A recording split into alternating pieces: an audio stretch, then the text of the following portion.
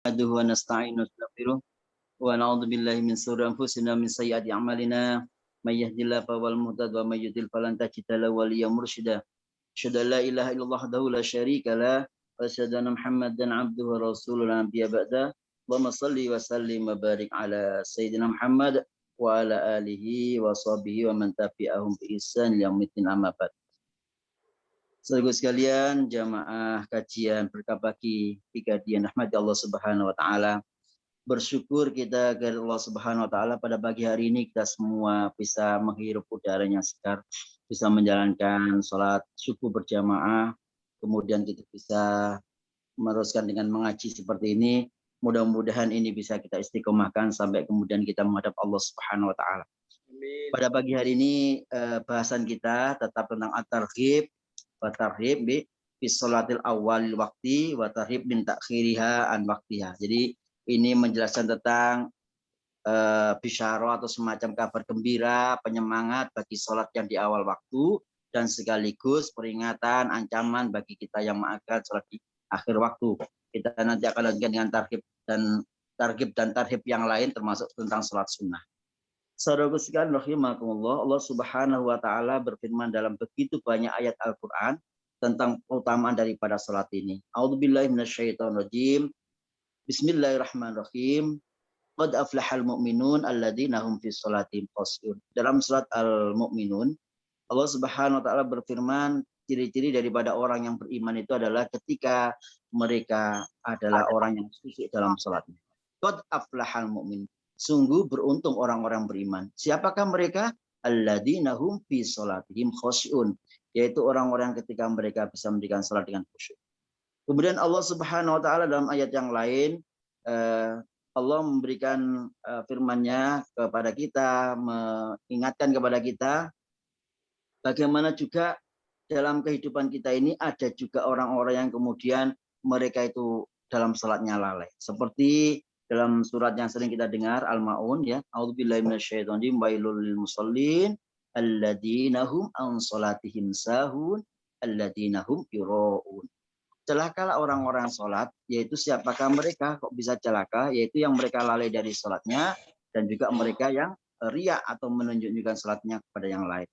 Kemudian An-Nisa 142 Allah Subhanahu wa taala berfirman tentang salah satu daripada ciri orang-orang munafik ya. Ciri orang-orang munafik, naudzubillah, a'udzubillahi minasyaitonir rajim, idza qamu ila sholati qamu kusala yura'una an-nasa wa la yadhkuruna Allaha illa qalila. Idza qamu, ketika mereka mendirikan ila sholati, untuk mendirikan salat, ketika mereka berdiri untuk mendirikan salat, qamu kusala, mereka berdiri dengan malas. Jadi saudaraku sekalian rahimakumullah, ayat-ayat Al-Quran tentang tarhib, ya tentang ancaman bagi orang yang malas. Ini karena memang sebenarnya sifat dasar kita sebagai manusia ketika diperintahkan Allah untuk menjalankan ibadah itu malas. Ya, secara umum nafsu kita itu pengennya tidur aja ketika subuh ya kan.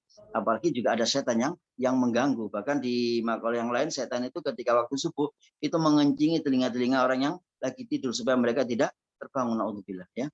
Alhamdulillah ketika kita bisa terbangun. Kemudian setan itu ikatannya akan lepas satu persatu apabila kita kemudian berwudu ya. Ketika kita bangun kita berdoa pada Allah. Alhamdulillah di ahyana ba'da ma amatana wa ilaihin nusyur. Kemudian kita melangkahkan kaki dengan mengambil wudu, itu lepas lagi ya ikatan-ikatan setan dan kemudian kita mendirikan sholat. Kita sholat qiyamul lail atau langsung ke masjid, sholat qobliyah subuh, sholat fajar, sholat subuh, itu insya Allah ikatan setan akan lepas semua. Wa idza qamu ila sholati qamu kusala. Ketika mereka mendirikan sholat, mereka sholat ya, mereka sholat tapi dengan malas ya. Di dalam surat An-Nisa itu naudzubillah, semoga kita dihilangkan Allah dari sifat ini ya. Ketika mereka mendirikan sholat, mereka mendirikan sholat dengan malas. Yura'unan nas, mereka sholat agar dilihat orang. Mereka riya, naudzubillah ya. Jadi yura'unan nas, sifat orang-orang munafik itu naudzubillah dalam An-Nisa ini, mereka itu sholat agar dilihat orang dan riya untuk dilihat orang. Wala yadhkurunallaha illa qalila, naudzubillahi minasyaitonir ya. Dan mereka tidak ingat kepada Allah kecuali hanya sedikit sekali waktu yang digunakan ingat kepada Allah ketika mereka sholat. Dari sekian menit itu sedikit sekali yang kemudian diingat dalam sholatnya itu kepada Allah. Hadirin rahimakumullah, selanjutnya para orang tua yang kami muliakan, Allah Subhanahu wa taala berfirman dalam surat Maryam 59, A'udzubillahi minasyaitonir wa khalafa min ba'dihim khalfun adaa'us shalah wattaba'us syahawat fasawfa yalqauna ghaya. Maka datanglah sesudah mereka para nabi satu generasi yang mereka itu ternyata punya sifat, ya, mereka punya sifat adaa'us shalah, mereka menyia-nyiakan sholat.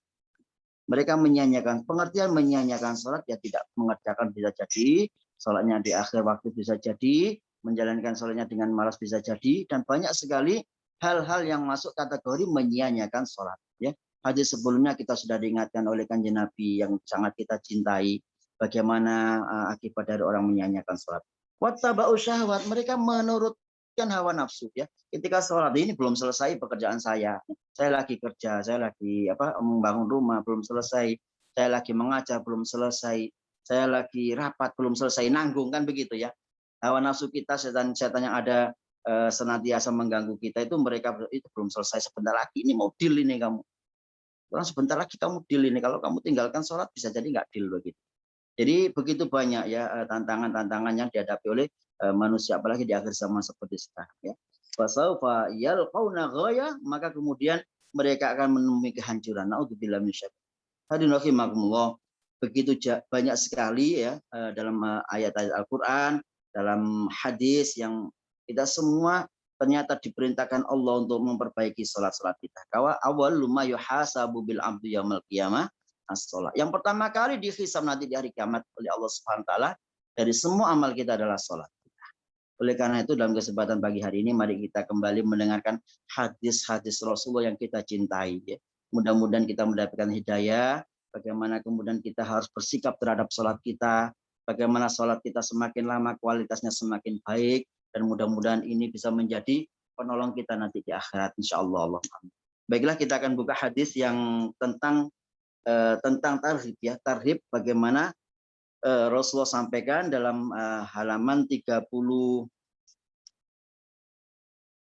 ya, yang tadi saya 39, 38. At-targhib fi sholati awalil waqti wa tarhib min ta'khiriha an waqtiha, ya. 38. At-targhib fi sholati awalil waqti, bebunga, ya. Penyemangat tentang sholat di awal waktu, dan juga ancaman, warning, ya, bagi sholat yang diakhirkan, mengakhirkan waktu sholat. Allah sallallahu alaihi wasallam, Nabi sallallahu alaihi wasallam bersabda, awalul waktu ridwanullah, ya. Salat di awal waktu adalah mendapatkan keridhaan dari Allah. Wa wasutul waktu rahmatullah. Salat di tengah-tengah waktu mendapatkan rahmatnya Allah. Wa akhirul waktu afullahi azza wa jalla. Salat di akhir waktu itu merupakan ampunan dari Allah azza wa jalla. Ada beberapa redaksi yang dari masing-masing redaksi ini secara tingkatan berbeda. Ketika kita mendapatkan ridho Allah, maka itu adalah yang tertinggi. Apapun ibadah kita, saudaraku sekalian, itu yang paling yang harus kita harapkan adalah bagaimana Allah ridho, ya. Apapun itu, maka kemudian kita dituntut untuk melakukan keikhlasan dalam ibadah kita, ya. Jadi beribadah itu dituntut untuk senantiasa kita berusaha mendapatkan ridhonya Allah, ya. Kemudian di tengah-tengahnya mendapatkan rahmat Allah, akhirnya mendapatkan ampunan dari Allah. Karena Allah Subhanahu wa taala begitu kasih sayang kepada kita, ya. Meskipun ya sebagian dari kita terkadang ya sholat kita di akhir itu tetap insya Allah akan mendapatkan ampunan Allah, tetapi yang paling utama dari sholat kita adalah di awal waktu, di awali waktiha. Wa qala sallallahu alaihi wasallam 39. Dan Nabi sallallahu alaihi wasallam bersabda, afdhalul a'mal, yang utama-utamanya amal, afdalu utawi luwe utama-utamane amal, afdhalu a'mali as-salatu li waqtiha, itu adalah salat, ya, pada waktunya, ya. Salat pada waktunya, yang paling utama lagi salat di awal. Wa birrul walidain. Nah ini utama-utama amal selain salat di awal waktu apa? Birrul walidain, berbuat baik kepada orang tua yang masih hidup, orang tuanya. Ini kesempatan baik, itu adalah pintu surga, ya. Ketika kita ingin memasuki pintu dengan surga dengan mudah, maka mari kita berbuat baik kepada orang tua. Apalagi ya panjenengan yang masih diberi kesempatan untuk diikuti sama orang tua kita yang sudah sepuh, ya orang tua ngenger ke tempat kita. Itu adalah luar biasa, ya. Ujiannya juga luar biasa, tetapi cara mendapatkan surga dari pintu itu juga bisa menjadi salah satu yang paling mudah kita dapatkan insya Allah. Ya. Wal jihad, yang berkaitan dengan jihad fisabilillah. Jadi afdhalul a'mal, kata beliau 3 hal, sholat di awal waktu, li waktiya, pada awal waktu atau di waktunya, birrul walidain, yang kedua adalah membagusi, berbuat baik, ya, birrul walidain, ya. Ya, berbuat baiklah kalian kepada orang tua kalian, abarukum abnaakum, akan berbuat baik kepada kalian anak-anak kalian, ya. Hukum sebab akibat ini sudah disampaikan oleh Rasul. Ketika kita ingin anak kita berbuat baik kepada kita, ya, maka salah satu daripada yang harus kita lakukan adalah kita berbuat baik kepada orang tua. Tidak ada lain, tidak ada pintu yang lain. Oleh karena hadirin rahimakumullah, maka kemudian dalam kehidupan kita ini, saudaraku sekalian rahimakumullah, kadang ketika kita sudah berusia lanjut, gitu ya, maka yang kemudian yang mereka harapkan adalah bisa sama anak-anak dan cucunya, gitu. Hanya saja terkadang ketika orang tua yang sudah lanjut itu ketemu atau ngenger di rumah anak dan cucunya ini, ujian demi ujian kadang-kadang akan muncul sebagai salah satu dari bentuk birrul walidain, memang seperti itu, ya. Jadi orang tua yang sudah sepuh itu ya seperti anak kecil lagi, ya, seperti anak kecil lagi yang kadang-kadang mohon maaf ya, karena sudah sepuh ya kadang-kadang habis makan lupa sudah makan apa belum, ternyata kemudian karena lupa saya belum makan padahal barusan makan. Kadang-kadang ya sampai kemudian mungkin sakit ya, sampai kemudian harus membopong ke kamar mandi. Itu semua mari kita jadikan ladang amal untuk kita, ya. Istrinya dipahamkan, ya.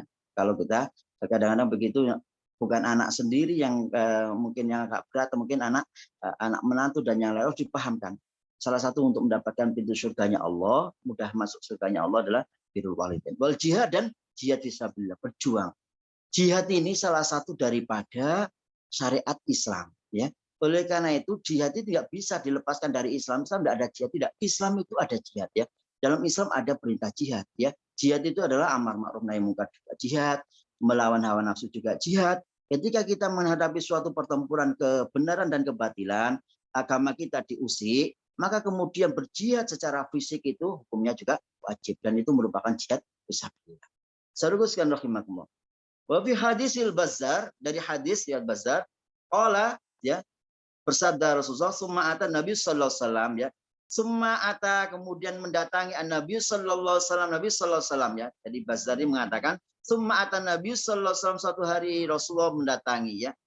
Ala kaumin, pada suatu kaum, ala kaumin ing atase sijine kaum kalau bahasanya. Turdakhuru usum, ya. Yang kaum ini, ya, ini peristiwa ini di peristiwa Isra Mi'raj, ya, nutui ru'usuhum, kepalanya itu dipukuli sendiri, ya, bisakhri, dengan batu yang besar, ya. Sakhri ini dalam beberapa tafsir itu batu besar, batu yang enggak kira-kira gitu, ya, batu yang keras sekali, ya. Ulama rudikhat, maka kemudian ketika hancur, ya, ketika hancur kepalanya, adat kamakan, ya, maka kemudian kepalanya itu muncul kembali, ya, berbentuk seperti sedia kala, ya. Wala yafturu anhum min dalik, dan tidak henti-hentinya mereka semua itu melakukan pemukulan terhadap kepalanya sendiri, ya. Wala yafturu anhum min dalika syai'un, ya. Jadi saudaraku sekalian, ketika menyaksikan seperti ini dalam peristiwa Isra Mi'raj, ya, Rasulullah kemudian bertanya, berkata Rasul SAW, bersabda Rasul, ya Jibril, wahai Jibril, man haulai, siapakah orang-orang itu, ya? Orang-orang yang memukul kepalanya sendiri, kemudian dengan batu, kemudian hancur, kemudian kepalanya itu tumbuh lagi, dipukul lagi, begitu berulang-ulang. Kemudian malaikat Jibril ditanya oleh Rasulullah, karena Rasul penasaran, man haula ya Jibril, siapakah orang seperti itu? Qala, berkata Jibril, haula illadina tasaqalat, mereka adalah orang-orang yang mereka itu berat, ya. Ru'usuhum anis sholah, yang berat kepalanya untuk mendirikan sholat, halaman 40, ya. Jadi mereka yang disiksa oleh Allah Subhanahu wa taala, naudzubillah min syarri dzalik, ya. Kemudian di nerakanya itu dia memukuli kepalanya berulang-ulang, dipukuli tumbuh lagi, ya, dipukuli. Ini sama dengan ayat Al-Qur'an, A'udzubillahi minasyaitonir kullama nadjat juluduhum baddalnahum juludan ghairaha.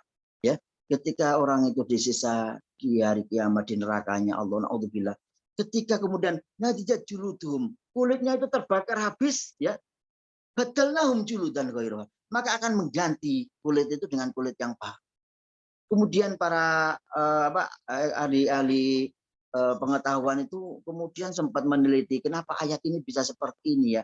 Kenapa kemudian dimunculkan? Karena ternyata saudara sekalian, rasa sakit itu ternyata bisa ya dirasakan oleh kulit luar kita saja. Ketika orang tergores, terbakar, yang merasakan kulit luar. Ketika kulit luar itu sudah hilang begitu, di bawahnya itu ternyata tidak bisa merasakan. Ya, jadi sesuatu yang luar biasa saudara sekalian. Auzubillahi minasyaitonir rajim ya. Mudah-mudahan Allah selamatkan kita dari segala neraka. Jadi yang bisa merasakan kulit itu adalah kulit yang di luar ini, apa orang mengatakan kulit ari atau apa. Ketika itu rasa sakit ya disesa hilang. Kemudian terbakar, tumbuh lagi. Ya, ketika tumbuh itu kemudian rasa sakitnya itu akan terasa lagi. Jadi kalau di bawah kulit itu sudah nggak bisa merasakan. Itu ternyata luar biasa rahasia yang ada dalam ayat itu. Termasuk ini saudaraku sekalian rahimakumullah. Ya, kenapa kok kepalanya dipukul? Ini semua hadis Nabi itu Allah alam bisawab. Kita sami'na wa ata'na. Apakah karena di dalam kepala itu ada otak ya? Meskipun hatinya itu kepingin sholat, kadang-kadang pikiran otaknya itu yang kadang-kadang kemudian ini masih kurang sebentar lagi. Ini kalau saya nggak meneruskan diskusi saya, negosiasi saya ini nggak akan deal ya. Jadi pikiran-pikiran dan otak-otak yang ada di dalam kepala ini kadang-kadang mempengaruhi sikap dan perilaku kita menyikapi suatu hal itu, menyikapi suatu hal. Jadi pemikiran otak ya, padahal hatinya kepingin kencang sholat ya, akhirnya ada terjadi pertarungan ini sholat yang menang siapa ya, akhirnya kemudian kadang meneruskan diskusi dengan rekan bisnisnya dan ada yang langsung ya. Wa an Ibnu Abbas radhiyallahu anhuma, dari Ibnu Abbas radhiyallahu anhu. Semoga Allah meridhai keduanya. Anhuma ini kembali kepada Abbas dan Ibnu Abbas. Ya. Jadi maka ada anhu itu berarti satu saja. Yang ini anhuma ya karena dua-duanya adalah para sahabat Nabi. Qala berkata Ibnu Abbas, idza kana yaumul qiyamah. Ketika ada hari kiamat. Yu'ta birojulin. Maka kemudian ditekani birojulin sapa wong lanang, fayuqafu baina yadillah azza wa jalla ya. Kemudian mengikuti ya si rajul ini ya, dan kemudian di hadapan Allah dia menghadap di hadapan Allah, fayamullahu bilan nar, halaman 40 ya.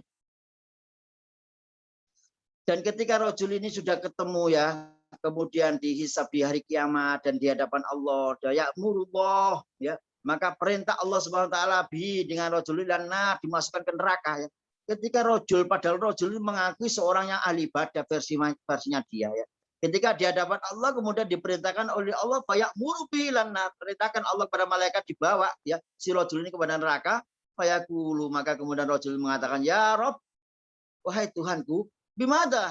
Kenapa aku dimasukkan ke dalam neraka? Ya, ya Rob, padahal aku ini sholat, aku sudah menjalankan ibadat, tapi kenapa aku dimasukkan ke dalam neraka? Fayaqulu ta'ala, kemudian Allah Ta'ala berfirman, bitakhirika sholatah, naudzubillah min syarri dzalik. Kamu iya sholat, tetapi apa yang kamu lakukan bitakhirika sholatah, disebabkan kamu itu selalu suka mengakhirkan sholatmu. An waktiya, bitakhirika sholata an waktiya. Ini termasuk ancaman buat kita sekalian, saudara-saudara. Jadi kita semua harus benar-benar ketika melihat kehidupan kita sendiri, melakukan introspeksi dengan hadis kanjeng Nabi ini, yang harus kita lakukan apa? Melakukan introspeksi, kemudian kita melakukan evaluasi, kita melakukan perbaikan-perbaikan, pelan, pasti, pelan terus. Ternyata mengakhirkan sholat an waktiha itu bisa mendapatkan ancaman sedemikian rupa. Wahal fika bi kadziban, dan kamu suka ya, kamu suka bersumpah bi ya dengan namaku, kadziban dengan sumpah palsu, dengan bohong ya. Jadi bersumpah palsu ya. Al yamin al ghamus begitu, itu termasuk salah satu yang sangat dilarang oleh Allah ya. Bisa jadi sumpah itu memang melaskan dagangan tapi menghilangkan keberkahan kan begitu. Orang berdagang terkadang ini yang sering ya. Jadi bersumpah menyebut nama Allah dan kemudian ingin dagangannya laris, itu sering terjadi ya. Dan kemudian memang itu laris dagangnya ya, cepat laku ya. Tetapi kemudian hal seperti itu ternyata bisa menghilangkan keberkahan. At-targhib fi sholati tatawwu, dan ini adalah termasuk targhib ya, termasuk peringatan ketika kabar gembira ketika menjalankan sholat sunnah. At-targhib fi sholati tatawwu. Qala sallallahu alaihi wasallam, Rasul sallallahu alaihi wasallam bersabda, rakaatul fajri, 2 rakaat fajar, khairum minad dunya ma fiha. Ini hadis ini sering kita dengar insyaallah ya. 2 rakaat fajar lebih utama daripada dunia dan seisinya ya. Salat fajar 2 rakaat itu salat fajar sebelum subuh ya. Berbagai penafsiran, ada yang mengatakan qabla subuh, ada yang mengatakan memang salat fajar khusus ya. Jadi 2 rakaat sebelum subuh itu lebih baik daripada dunia dan seisinya. Wa qala sallallahu alaihi wasallam, Nabi SAW bersabda, "May yuhafidu ala arba'i rakaatin," ya, 41. Man, barang siapa yuhafidu ya, dia itu menjaga ala arba'a rakaatin ya, 4 rakaat qabla dzuri, sebelum salat zuhur ya. Wa arba'a ba'da, dan 4 rakaat setelah salat zuhur. Haramallahu 'alan nar, maka Allah mengharamkan bagi orang tersebut masuk neraka. Ini salah-salah sunnah yang sangat dianjurkan ya. Salat yang pertama adalah 2 rakaat sebelum subuh atau salat fajar. Yang kedua adalah 4 rakaat sebelum zuhur ya. Ini berdasarkan di sini. Yang ketiga adalah 4 rakaat setelah zuhur ya. Wa arba'in ba'daha ya. Haramallahu 'alan nar. Kemudian wa qala sallallahu alaihi wasallam, man shalla, dan barang siapa yang salat arba'a rakaatin, 4 rakaat qoblal asri, sebelum asar. Ya, haramallahu badanu 'alan nar, maka Allah mengharamkan badannya masuk neraka. Jadi kita sudah bisa punya gambaran ya, beberapa salat rawatib ya, qabla dan ba'da, qabliyah dan ba'diyah maktubah itu adalah yang pertama adalah 2 rakaat sebelum subuh, 4 rakaat sebelum zuhur, 4 rakaat setelah zuhur, kemudian 4 rakaat sebelum asar ya. Wa qala sallallahu alaihi wasallam, Nabi SAW bersabda, man shalla ba'dal maghrib 6 rakaat, maka barang siapa yang sholat setelah maghrib 6 rakaat, halaman 42, lam yatakallam fima bainahunna, dia tidak berkata-kata, tidak bermanfaat antaranya ya, dari habis maghrib langsung sholat ya, tidak berkata setelah sholat 2 rakaat terus ya sampai 6 itu ya, disuin dengan perkataan-perkataan kotor, adalna bi ibadati tsanata asyra sanatan, maka kemudian itu diganjar seperti halnya beribadah 12 tahun ya. Wa ghufirat dzunubu wa in kana mithla zabadil khabri bakhrima, wa ghufirat, dan akan diampuni dzunubu, dosa-dosanya ya. Wa in kana mithla zabadil bakhri, meskipun dosa yang bersangkutan itu seperti buih di lautan. Ini salah satu beberapa hadis ini menunjukkan keutamaan sholat qobliyah dan ba'diyah ya, sholat rawatib namanya.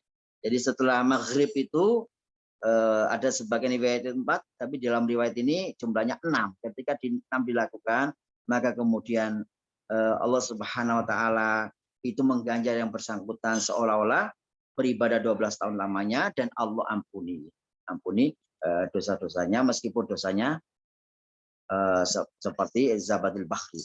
Wa qala sallallahu alaihi wasallam, dan Nabi sallallahu alaihi wasallam bersabda, man shallal isya, barang siapa yang salat isya ya, fi jama'atin, al-akhirah fi jama'atin, dalam berjamaah, halaman 42, wa shalla arba'a raka'atin qabla ay yakhruja minal masjid, dan kemudian salat 4 rakaat setelah isya sebelum dia keluar dari masjid, kana ka'idli lailatul qadr, maka sesungguhnya itu pahalanya seperti dia sholat pada malam Lailatul Qadar. Lailatul Qadri khairum min alfi syahr ya. Sholat Lailatul Qadar dan ibadah Lailatul Qadar seperti halnya ibadah selama 1000 tahun. Wa qala sallallahu alaihi wasallam, dan Nabi sallallahu alaihi wasallam bersabda, innallaha witrun, sesungguhnya Allah itu ganjil. Yuhibbul witra, dan Allah mencintai yang ganjil. Wa man lam yutir falaisa minna, barang siapa tidak menjalankan witir falaisa minna ya. Ini semua hadisnya sunnah ya, salah satu sunnah. Barang siapa selama hidupnya tidak pernah witir falaisa minna, maka dia bukan golongan kami ya. Oleh karena itu witir ini kalau bisa memang diistiqomahkan. Makanya sebagian para sahabat itu ketika beliau takut tidak bisa bangun, maka kemudian mereka melakukan witir ya, witir saja ini itu setelah sholat isya ya, khawatir nanti nggak bisa sholat malam. Ya, sebagian sahabat yang lain karena aku yakin bisa bangun, maka mereka mengakhirkan witir di di malam terakhir. Ini dalam rangka untuk beliau-beliau para sahabat itu menjalankan perintah Rasulullah tentang witir. Witir itu suatu salat sunnah yang sangat dianjurkan. Halaman 43. At-targhib fi sholatil lail, ya. Ini adalah tentang hadis-hadis yang memberikan motivasi, memberikan kabar gembira, memberikan basyirah kepada orang-orang yang menjalankan salat malam. Kalau Allah Ta'ala, Allah Subhanahu Wa Ta'ala berfirman, tadajafa junubuhum anil madaji', ya. Tadajafa, penggang, ya, berjarak. Junubuhum, ya, lambung-lambung orang-orang tersebut, orang beriman, anil madaji'i, dari beberapa tempat tidur mereka, ya. Ya da'una rabbahum, mereka berdoa kepada Tuhan mereka, khaufan, dengan rasa takut, wa tama'an, ya, dengan berharap, wa mimma razaqnahum yunfikun, dan wimma, dari sebagian apa yang telah diberikan rezeki kepada mereka, mereka menginfakkan. Fala ta'lamu nafsun ma ukhfiya lahum min qurrati ayunin, ya. Fala ta'lamu, maka tidaklah tahu kalian semua, salah satu di antara semua, ma ukhfiya lahum, ya, terhadap apa-apa barang-barang yang disembunyikan oleh Allah lahum bagi mereka, min qurrati ayunin, ya, yang berupa qur'ayun, ya. Jazaa'am bima kanu ya'malun, sebagai balasan terhadap apa yang telah mereka laksanakan. Hadirin rahimakumullah, ya. Salah satu daripada ciri khas daripada orang soleh, orang beriman itu adalah mereka wa minal laili fatahajjat bihi nafilatan lak asa ayyab asaka rabbuka maqamam, ya. Jadi dari sebagian malam itu mereka mendirikannya untuk mendirikan qiyamul lail, ya, sebagai salah satu ibadah tambahan. Asa ayyab asa rabbuka maqamam mahmuda, ya. Jadi dengan amal ibadah yang mereka lakukan, kemudian akan Allah tempatkan mereka di tempat-tempat yang mulia, ya, sebagai ibadah tambahan agar mereka mendapatkan tempat-tempat yang mulia dan kedudukan yang tinggi. Hadirin rahimakumullah, saudaraku sekalian rahmati Allah, ini beberapa yang disampaikan oleh Rasulullah kepada kita ini memotivasi kita, ya.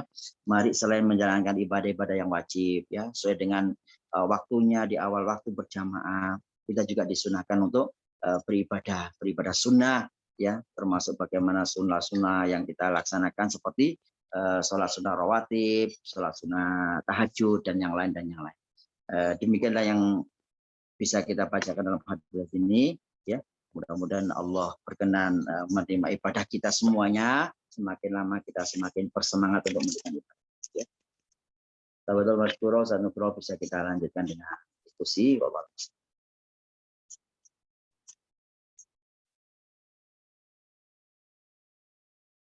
Suaranya tidak dengar.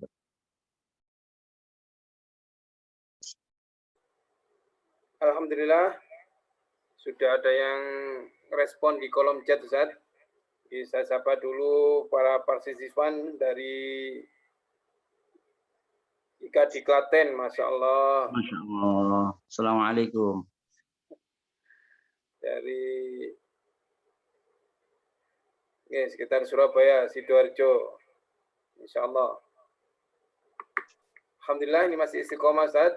Luar biasa para jamaah kajian berkah IKD, berkah bagi IKD. Jamaahnya alhamdulillah istiqomah, setiap hari selalu hadir. Ini sudah ada 3 chat yang masuk.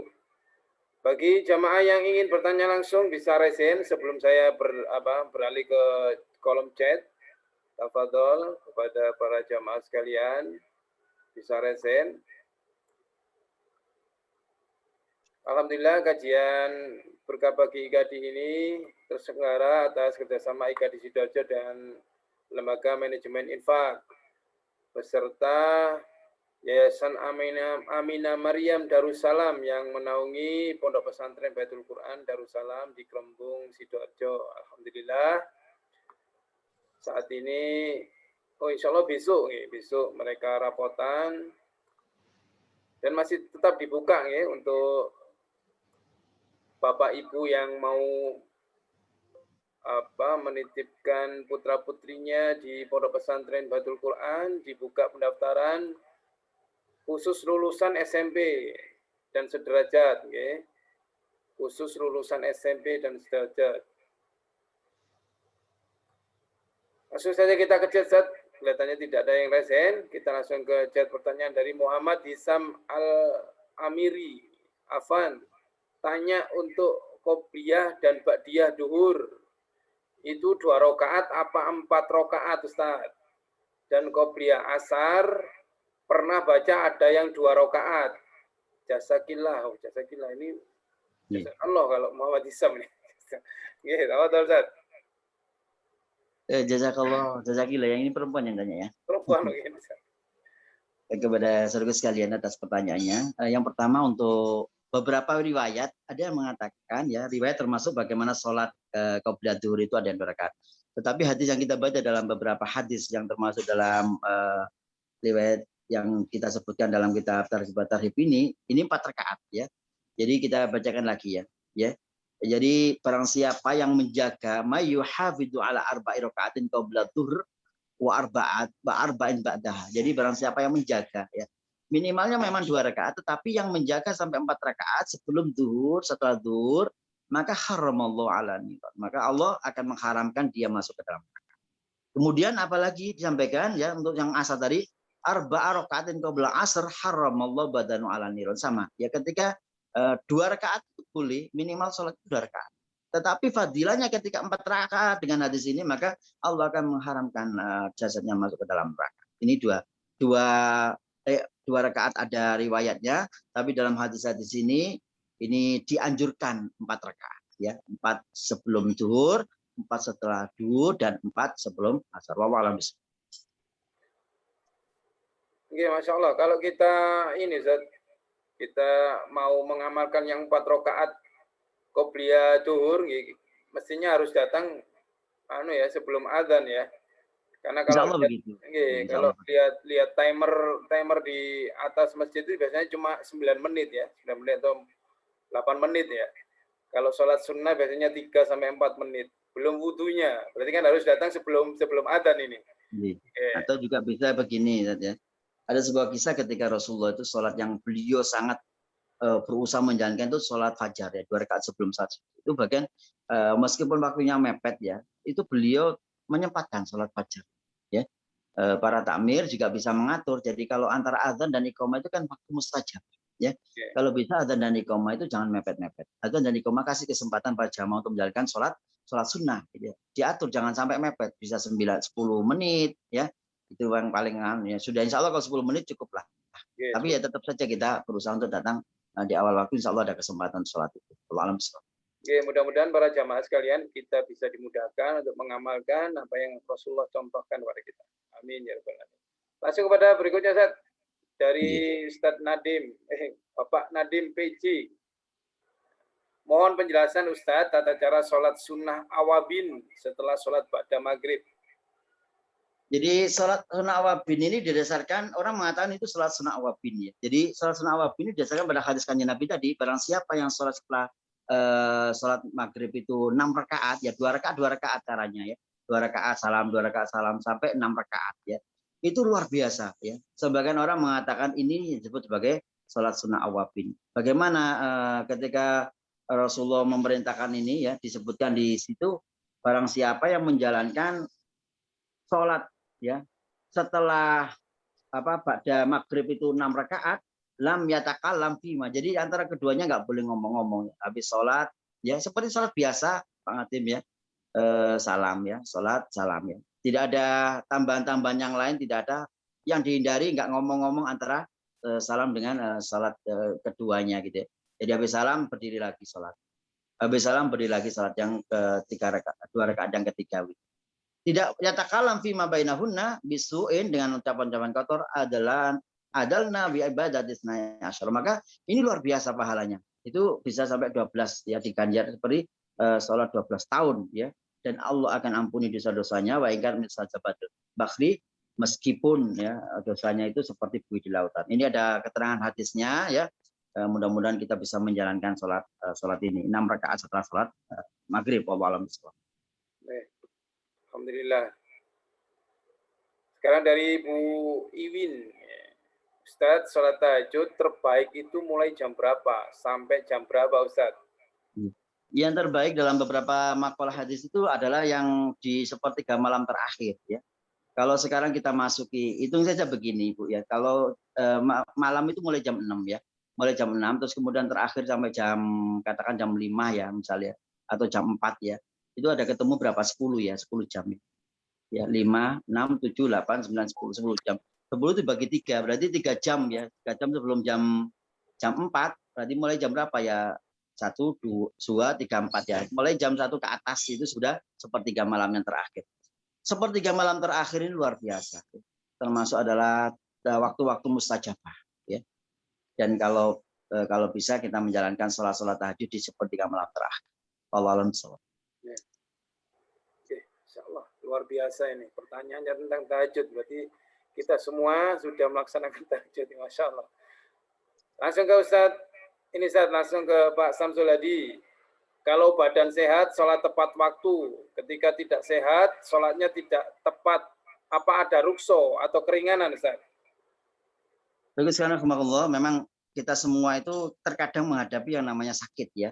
Sakit itu ketika kita sabar. Ingat, orang sakit itu syaratnya dia sabar ya. Maka kemudian sakit yang dia derita itu akan menghapuskan dosa-dosa ya. Pengertian sabar itu ya wasta'inu bisabri wassalah sama ya. Jadi kalian minta tolong pada Allah dengan sabar dan sholat. Fa innal kabiratun bil khosin. Keduanya berat kecuali bagi orang-orang khusyuk. Orang sakit itu mendapatkan rukso ya. Orang seperti rukso apa? Seperti biasanya jamaah tidak berjamaah itu boleh. Ya, dia jamaah sholat sendiri di rumah atau jamaah di rumah.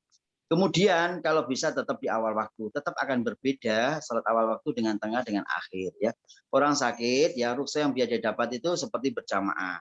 Sholat tidak bisa ditinggal ya, sholat tidak bisa ditanggal. Kalau masalah gerakan itu sangat tergantung daripada kondisinya. Ketika dia tidak bisa berdiri, orang sakit boleh sholat sambil duduk. Ketika tidak bisa duduk, dia bisa berbaring. Ketika tidak bisa berbaring, maka dia bisa dengan berisyarat mata. Ketika tidak bisa berisyarat mata, maka dia bisa berisyarat hati. Gitu. Ketika dia bisa berisyarat hati, maka dia ya apakah sudah waktunya gitu. Sudah kita semua disehatkan. Gitu. Jadi rukso yang dia dapat itu rukso untuk bisa meninggalkan jamaah. Rukso untuk bisa dia itu tidak menggunakan air dan tayamum ketika menggunakan air itu bisa pertama. Rukso orang sakit antara lain ya bisa dia duduk ketika tidak bisa berdiri dan seterusnya. Tapi untuk masalah awal waktu, tengah dan akhir tetap fadilahnya berbeda. Sakit salat awal waktu insya Allah fadilahnya juga luar biasa. Asalkan dalam sakitnya kita tetap bersabar ya. Sakit itu adalah ujian, maka ya marid juga berpahala ya. Kita datang kepada orang yang sakit juga mendapatkan pahala ya. Makanya orang sakit itu kita sangat dianjurkan untuk mendatangi mereka. Ya, ketika bersabar insya Allah dosa-dosanya akan diampuni oleh Allah Subhanahu Wa Taala. Tetapi tetap kewajiban sholatnya ini tidak bisa ditinggal ya. Dengan kondisi sakitnya itu dia bisa memilih beberapa alternatif yang lain. Wallahu a'lam bishawab. Luar biasa. Saya pernah mendengar ini, Ustaz. Tentang hadis ketika Rasulullah pulang berperang, Rasulullah pulang berdakwah, itu beliau selalu mencari Bilal. Di mana Bilal? Segera tunaikan azan kalau sudah waktu masuk sholat. Saya akan beristirahat. Berarti sholat itu termasuk istirahat, Ustaz ya? Kalau saya melihat tadi seperti itu, Ustaz. Jadi Rasulullah SAW itu saudara sekalian ya, Mas yang kita cintai, bahwasanya ketika beliau menghadapi masalah ya, kehidupan apa gitu beliau melakukan sholat. Sholatnya itu bisa sholat wajib, bisa sholat sunnah, bisa sholat mutlak ya. Tetapi beliau itu ketika menghadapi masalah beliau mengadukan masalahnya kepada Allah lewat sholat ya.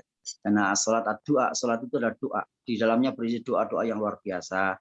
Yang insya Allah ketika orang itu menjalankan, insya Allah ya permasalahan hidupnya akan dimudahkan oleh Allah Subhanahu Wa Taala. Bagaimana orang yang menjaga sholat kemarin ya, maka akan dihilangkan semua keruwetan hidupnya gitu.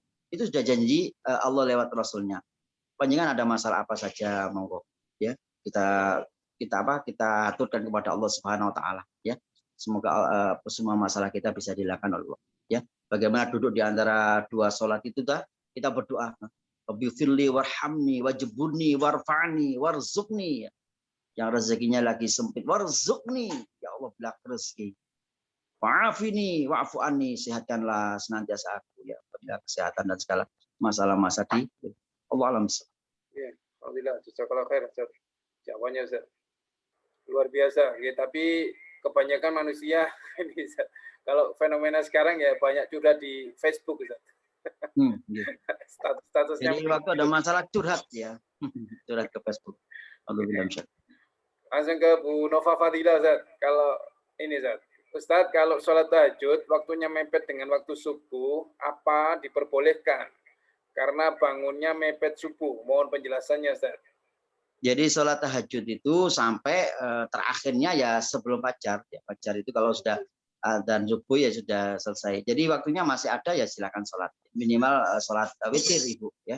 Sholat witir ya minimal. Jadi kalau boleh Ustaz ya? Boleh. Jadi begini, ketika lagi sholat ya, kemudian dapat 1 rakaat sudah adzan diteruskan, ya Bapak. Ya, diteruskan adzan subuh baru kemudian kita berhenti. Yang kebanyakan bangun-bangun yang mepet-mepet begitu ya, minimal sholat witir ya 1 rakaat. Ya. Jadi niatnya kalau memang sudah sholat tahajud ya diniati tahajud, jangan penuh adzan jadi 1, niatnya di tengah-tengah enggak begitu. Tetap sholat tahajud 2 rakaat niatnya ya diselesaikan sampai selesai meskipun di tengah adzan itu kemudian baru dapat 1 ya. Baru kemudian dilanjutkan lagi enggak apa-apa. Allahumma sholli. Ini pertanyaannya banyak sekali, Ustaz. Masya Allah ini. Nggih, coba kita dari Bu Eli. Nggih. Afwan Ustaz, apakah orang yang sering lupa rokaat dan masih sering suka melihat video atau gambar porno mungkin ya, termasuk orang yang lalai dalam sholat? Gitu. Apa Ustaz?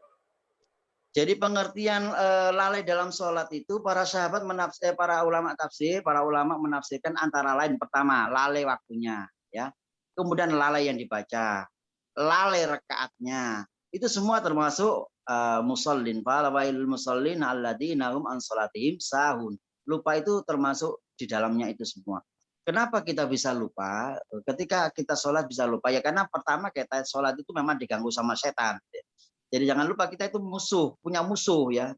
Inna syaiton lakum adu mubin. Jadi setan itu bagi kalian adalah musuh yang nyata. Jadi kita sholat, setan itu datang ya. Di sela-sela orang yang sholat. Makanya zaman dulu itu sholat itu kan rapat begitu ya. Kalau sekarang kan ada seperti ini setannya tambah leluasa mengganggu kan begitu. Jadi sebenarnya kalau sudah masuk dalam tataran sholat itu mari kita ikuti Rasulullah mawatnya. Sawu ya. Sufu bakum, luruskan rapatkan barisan kita.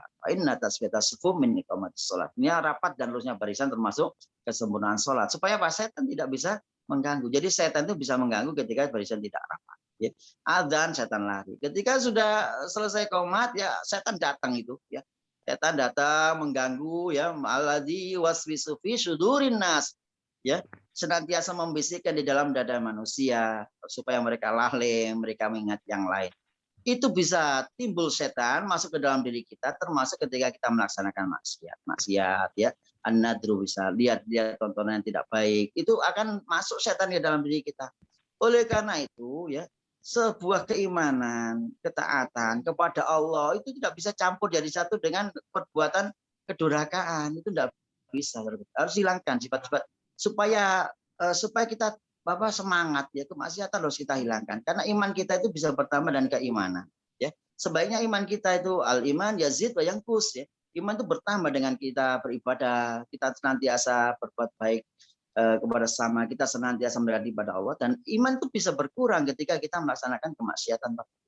Jadi orang yang kemudian melaksanakan kemaksiatan itu pasti dipastikan sholatnya tidak akan semangat. Itu korelasinya begitu ya. Itu korelasi ibadah ngaji nggak semangat ya. Kenapa? Ini setannya sudah semakin banyak memenuhi diri kita. Naudzubillah. Oleh karena itu ketika kita melakukan sebuah kemaksiatan maka kita harus beristighfar pada Allah ya supaya apa ya? Supaya kita bersemangat beribadah. Jadi nggak bisa kumpul jadi satu ya ahli maksiat ya ahli ibadah, itu nggak bisa. Naudzubillah. Jadi karena inna sholat tanha anil fahsya'i wal munkar. Sholat yang baik, sholat yang khusyuk itu bisa menjaga perbuatan keji dan mungkar. Nah, itu kunci yang tidak bisa diotak-atik. Ya. Insya Allah seperti itu. Mudah-mudahan kita semua jadikan Allah orang-orang yang senantiasa khusyuk dalam sholat kita, bersemangat dalam sholat kita. Supaya bersemangat kita hilangkan semua kegiatan-kegiatan yang bisa menjadikan kita tidak bersemangat, termasuk kegiatan maksiat. Naudzubillah min dzalik. Lanjut dari Bu Eli Mas Isa nih. Masya Allah, beliau bercerita tentang Dokter Ali nih. Masya Allah, semoga beliau di Allah yarham, semoga Allah mengampuni dosa beliau. Almarhum dulu selama sakit di rumah selalu sholat tepat waktu dan jamaah dengan saya. Masya Allah, luar biasa. Ya. Semoga menjadi timbangan amal yang memberatkan beliau untuk masuk surganya Allah. Meski mengimami dengan duduk.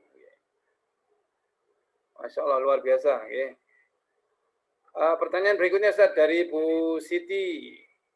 Oh, dari Bu Bayu dulu. Ya. Iya, mohon. Sholat sunnah awabin niatnya seperti apa Ustaz?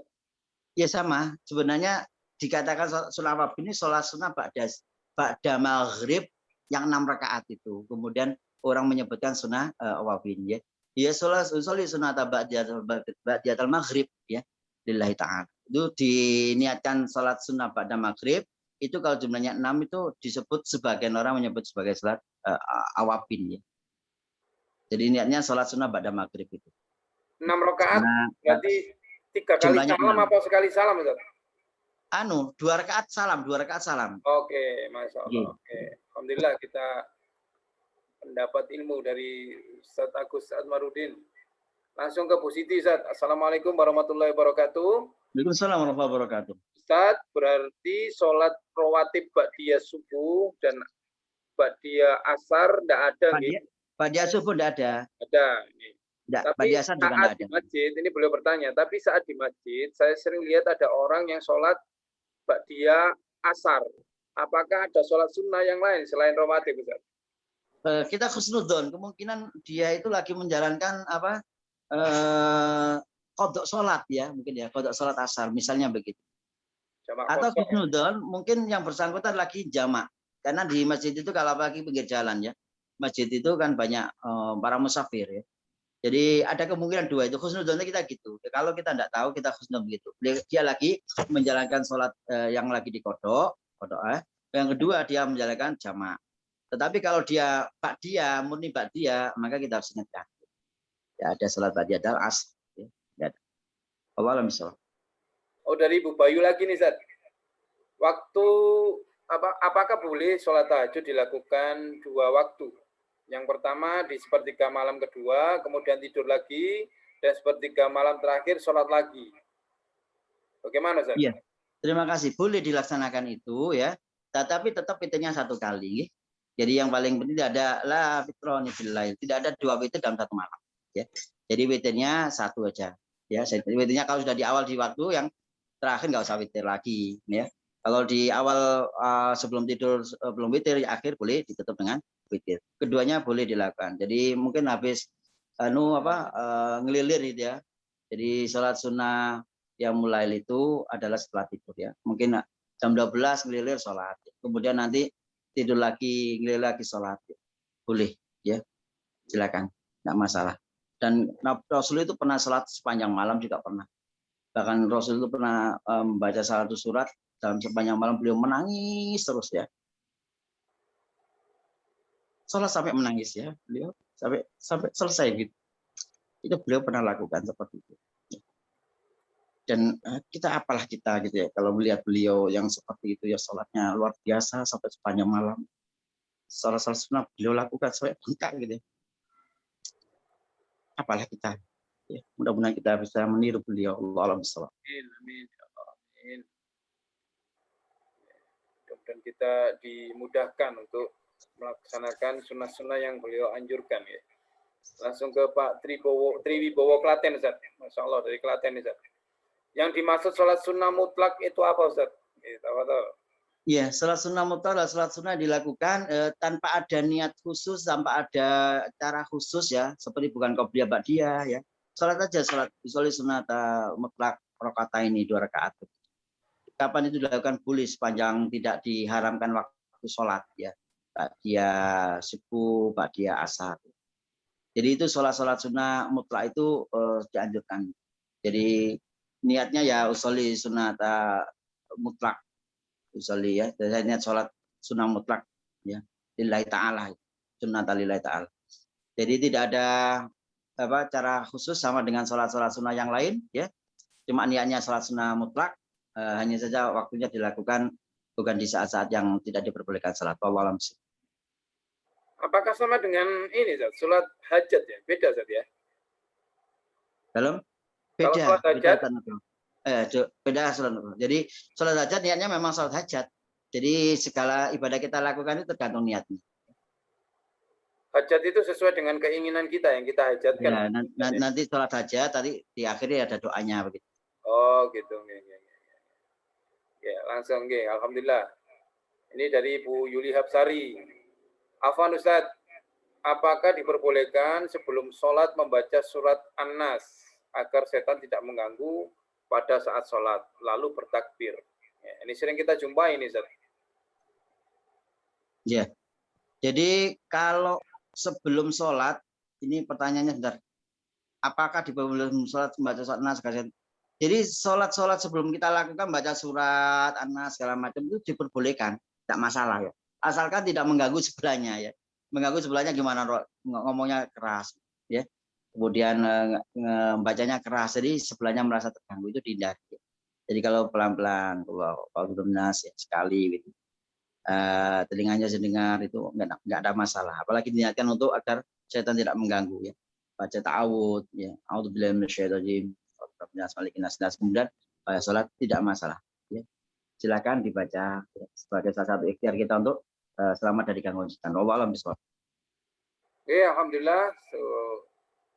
Usai sudah. Oh ini Ustaz, kalau imam yang membaca surat tersebut Ustaz, bagaimana?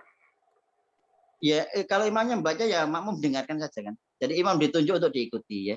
Jadi imam kita itu ditunjuk yang pertama adalah orang-orang yang memang secara keilmuan kebagian lebih pagi dari yang lain. Kedua, secara bacaan harus lebih bagus, terutama bacaan Fatihahnya. Jadi orang yang bacaan Fatihahnya nggak baik itu nggak boleh berimam pada orang bacanya baik ya. Terkecuali kalau memang imamnya sudah ditunjuk ya, maksudnya imam-imam rawatib ya. Imam-imam rawatib sudah ditunjuk oleh takmirnya, itu maka kita nggak boleh misalnya merasa bacaan Fatihahnya baik kemudian langsung menggantikan imam. Oleh karena itu ketika kita bermakmum pada suatu masjid yang memang kita tidak tahu ya, diperbolehkan nanti ketika sebelum mulai itu kita dengar dulu Fatihahnya.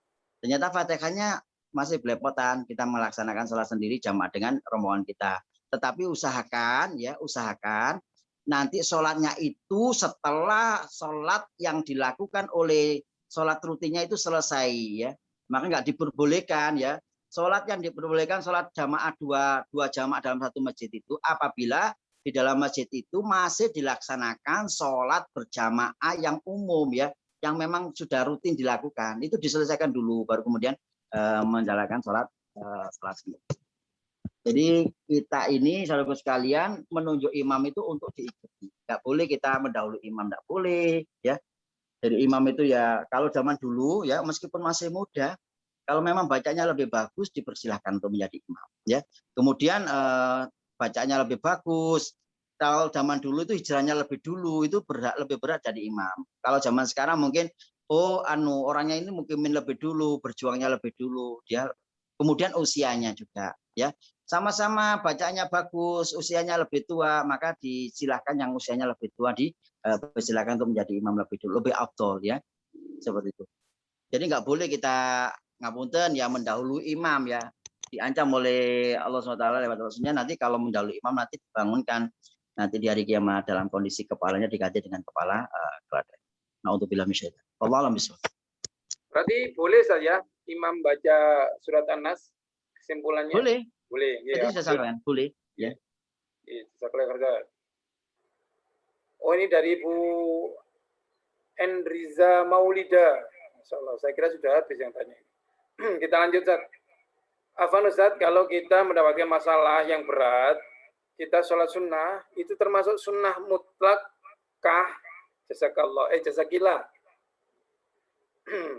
Ya. Jadi kalau sholat sunnah mutlak boleh dilakukan kapan saja. Kalau niatnya untuk karena ada masalah sholat sunnah itu yang dilakukan Rasul memang begitu. Ketika belum mendapatkan masalah, belum menjalankan sholat ya. Kemudian para ulama sebagian berpendapat yang beliau lakukan itu adalah sholat sunnah mutlak ya. Ini adalah ajakan Rasulullah. Bahkan seperti itu berarti kita mengikuti ittiba Rasulullah dan sangat baik. Allah misal. sebagai tambahan tadi ada salat sunnah awabin ini memang ada pendapat-pendapat yang beberapa ya. Tetapi sebagian itu seperti yang saya sampaikan yang pertama tadi ya 6 rakaat setelah salat maghrib.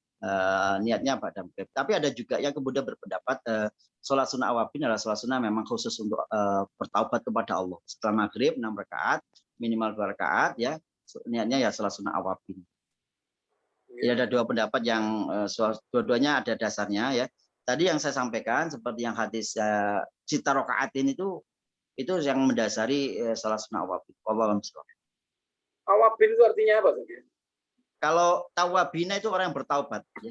Dari doanya, Allahumma ja'alni minat tawabina, waj'alni minal mutatahhirina, waj'alni min ibadikas sholihin. Ya Allah, jadikanlah kami sebagai hamba-hambamu yang bertaubat kepada. Ya. Jadi salat sunnah bisa dikatakan adalah sunnah untuk salat sunnah taubat. Begitu ya. Orang sebagian mengatakan seperti itu. Ya. Jadi banyak sekali riwayat-riwayat tentang awabin ini, ya. Tetapi hadis yang kita baca di tarhib ini jumlahnya 6 rakaat setelah sholat maghrib. Ya, Masya Allah. Kalau lihat pertanyaan dari Bu Endrisa Maulida ini saja, kita kaitkan dengan kajiannya Ustadz Fatur Rahman Masrukan tentang apa tafsir Ibnu Katsir kemarin, ya. Masya Allah kita membahas surat Al-Fatihah. Jadi kalau kita berdasarkan itu, bisa nggak menurut Antum, Ustaz? Setiap sholat itu menyelesaikan masalah yang berat nih, karena dari Al-Fatihah sendiri sudah terjawab nih, dari hadits qudsi kemarin nih, yang Masya Allah luar biasa nih. Iya, jadi yang alhamdulillah kita kajiannya lengkap ya di IKD ini ya. Kalau hari Jumat monggo hadir ke kajian tafsir Ibnu Katsir yang diasuh oleh Haji Fatur Rahman Masrukan. Di sana disebutkan bahwasanya setiap Fatihah yang kita baca ya, maka kemudian ketika kita baca itu sangat dianjurkan tidak gandeng ya. Bismillahirrahmanirrahim. Berhenti.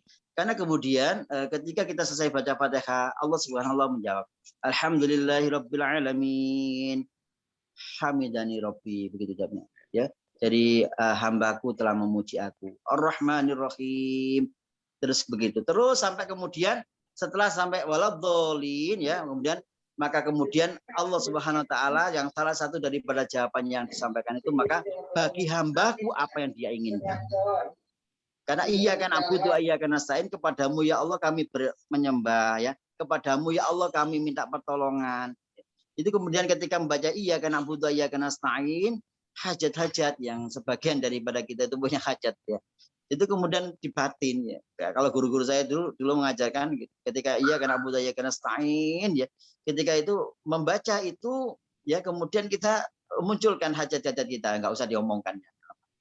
Demi Allah itu maha senang ketika kita itu menyampaikan hajat-hajat kita yang banyak yang kemudian, tapi ya nggak lama gitu ya, dalam artian ya hajat yang pokok yang mungkin masalah apa gitu. Ketika iyyaka na'budu wa iyyaka nasta'in itu kemudian dibatin. Itu ajaran yang saya dapatkan dari sanad guru-guru saya di pondok pesantren dulu. Allah alam bisawab. Kalau lebih berat lagi Senin Selasa ya, tazkiyatun nafas. Insya Allah akan lebih memperingan kita ya. Masalah-masalah sebesar apapun, kalau hati kita buka selebar-lebarnya ya, insya Allah akan semakin mudah kita menyelesaikan masalah. Luar biasa ya, mudah-mudahan kita istiqomah mengikuti kajian-kajian yang diadakan oleh IKADI. Insya Allah kami akan berusaha semaksimal mungkin akan memperbaiki semua kekurangan-kekurangan. Bagi para jamaah yang mungkin ada yang berbeda pendapat, berbeda mazhab, berbeda pemikiran, marilah kita jadikan ini adalah khasanah ilmu ya. Kita bertambah ilmu, ternyata saudara kita ternyata punya dasar sendiri, kita juga punya dasar sendiri. Masya Allah, mudah-mudahan kita lebih baik ke depannya. Alhamdulillah sudah jam 6.48, mari kita sudahi karena ini adalah hari efektif, masih ada saudara-saudara kita yang akan melakukan aktivitas. Tafadhol, sebelum diakhiri, monggo dibacakan doa dulu, Ustaz. Al-Fatihah. A'udzubillahi minasyaitonir rajim. Alhamdulillah ta'ala min ar-rahman. Iyyaka na'budu wa iyyaka nasta'in. A'udzubillahi minasyaitonir rajim. Bismillahirrahmanirrahim. Allahumma shalli wa sallim wa barik ala sayyidina Muhammad alhamdulillahi alamin. Hamdan yafina ma kafi mazida. Ya Rabbana lakal hamdu kama yanbaghi li jalali wajhil karim 'azimi sultani.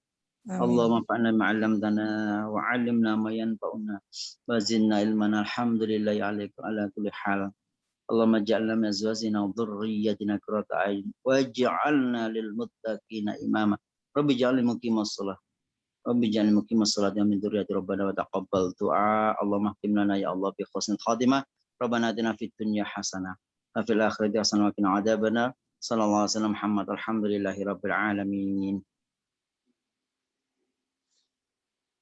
Alhamdulillah. Insya Allah kita selain di kajian pagi hari, insya Allah IKADI Sidoarjo akan melaksanakan kegiatan kajian di malam hari.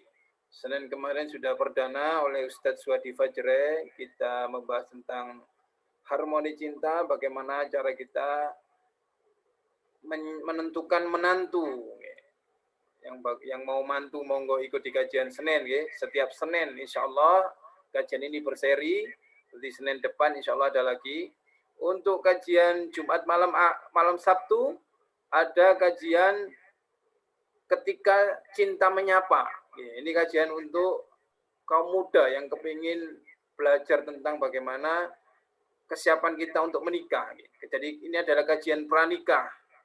Bagaimana kita mensikapi pacaran, bagaimana kita mensikapi tentang masa depan kita. Jadi kita bisa belajar kepada yang ahli. Insya Allah Jumat malam Sabtu di jam 19.30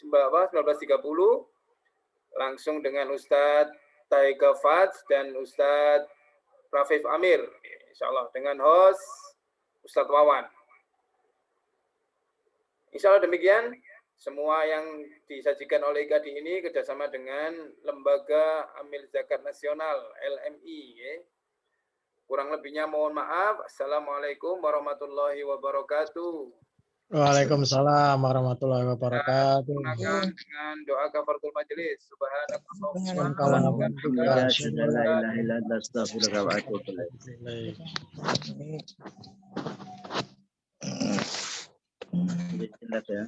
Tutup ya. Allahumma sholli ala Sayyidina Muhammad. Salli wa sallim wa barik alaihi wa ala alihi wa sahbihi.